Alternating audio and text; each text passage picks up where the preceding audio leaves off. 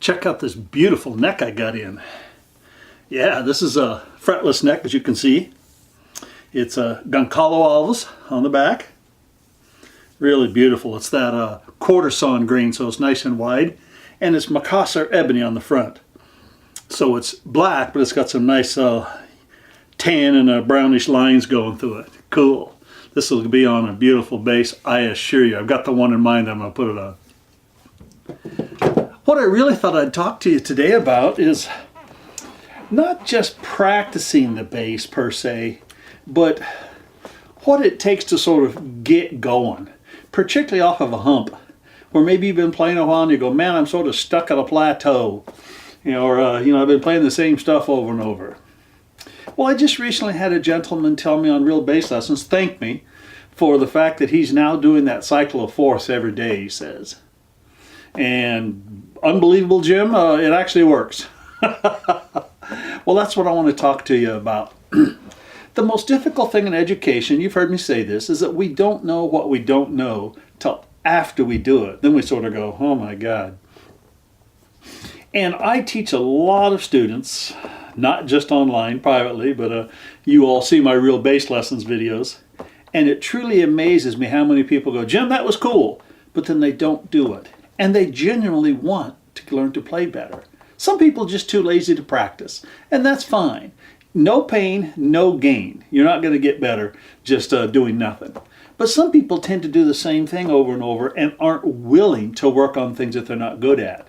Specifically, things that they've never done, and they go, well, I've heard and I'm not sure. And let me give you a little example that I give to a lot of my students. You'll be faced with decisions in your life about everything. But let's just get back to music. And you can say when one of these decisions come up, well, I'm going to do that. I think I can. I will. As a matter of fact, I'm going to start doing that. Or you can say over here, number two on this other side, well, I don't think I have the time. Or I can't afford that. Or I've heard that I'm not, that doesn't work. Or I'm too busy at work. Or my wife, she won't let me. Or my kids, or my dog, the point is there's lots and lots of reasons over here. And the really sort of sad thing about that is any one of these excuses you want to use, fine. You can even call them, valid reasons. The real reality is as soon as you choose one of these, now you don't have to do the work. And the point is many people just won't step forward and do some work because they're just not sure. That looks fine for you, but not for me.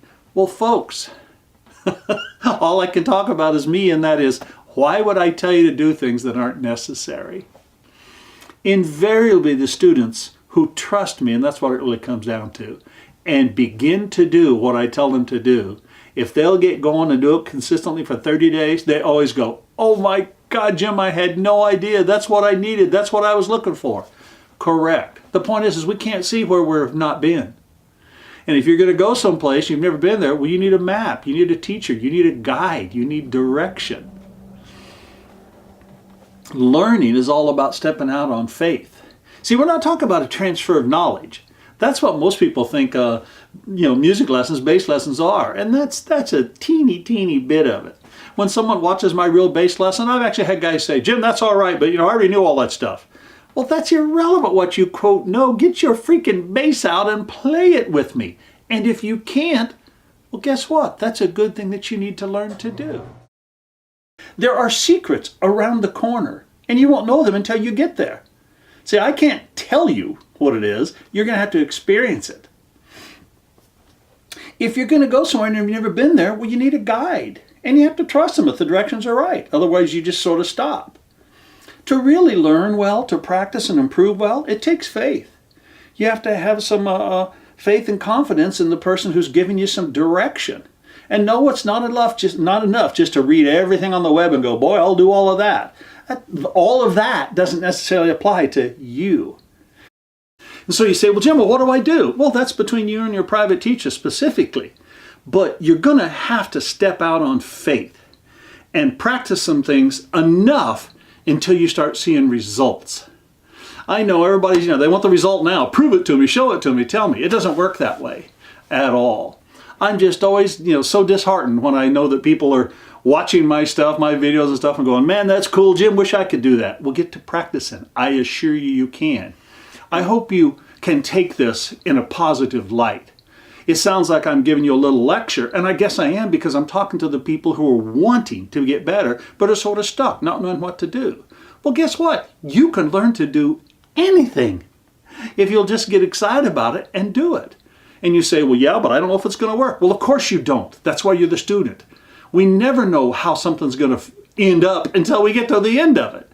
So get excited about your, about your future, about potential. Today's the first day of the rest of your life. Ever heard that? Of course you have. Well, it's that way with your bass playing too. So take some stuff on faith, get down to some fundamentals, and just start repeating it over and over. I know that's not necessarily the exciting or glamorous part, but repetition is what it's all about. Fired up.